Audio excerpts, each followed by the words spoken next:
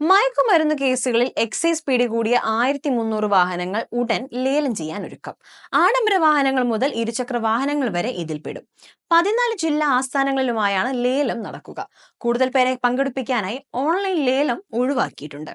ലഹരി കേസുകളിൽ പെടുന്ന വാഹനങ്ങൾ സ്വന്തം ആവശ്യത്തിനെടുക്കാനോ മറ്റു വകുപ്പുകൾക്ക് കൈമാറാനോ നിലവിൽ വ്യവസ്ഥയില്ല. വിൽപ്പന നടത്തി മുതൽക്കൂട്ടാക്കാമെന്ന നിയമം അനുശാസിക്കുന്നുമുണ്ട്. ഇന്നോവ, ഥാർ ഉൾപ്പെടെ 7000-ഓളം വാഹനങ്ങൾ നിലവിൽ എക്സൈസിന്റെ കൈവശമുണ്ട്. ഇവ ഘട്ടം ഘട്ടമായാകും ലേലം ചെയ്യുക. സ്ഥിരം നമ്പർ ലഭിക്കാത്ത പുതിയ വാഹനങ്ങളും ഇതിൽപ്പെടും. ലേലത്തിൽ പങ്കെടുക്കാൻ 10,000 രൂപയാണ് രജിസ്ട്രേഷൻ ഫീസ്. കൂടാതെ നികുതിയും നൽകണം. പണച്ചെലവായതിനാൽ തന്നെ സാധാരണക്കാർ ലേലത്തിൽ പങ്കെടുത്തിരുന്നില്ല. 1 മാസത്തിനുള്ളിൽ ആദ്യ ലേലം ഉണ്ടാകുമെന്നാണ് വകുപ്പ് നൽകുന്ന സൂചന. കേന്ദ്ര സർക്കാർ വെബ്സൈറ്റായ MSDC വഴിയുള്ള ഓൺലൈൻ ലേലമായിരുന്നു ഇതുവരെ നടത്തിയിരുന്നത്. സ്ഥിരമായി പങ്കെടുക്കുന്ന കമ്പനികളും സെക്കൻഡ് ഹാൻഡ് വാഹന വിൽപ്പനക്കാരുമാണ് പതിവായി ലേലത്തിൽ പങ്കെടുക്കാറ്. പല വാഹനങ്ങളും വിപണി വില ലഭിച്ചിരുന്നുമില്ല.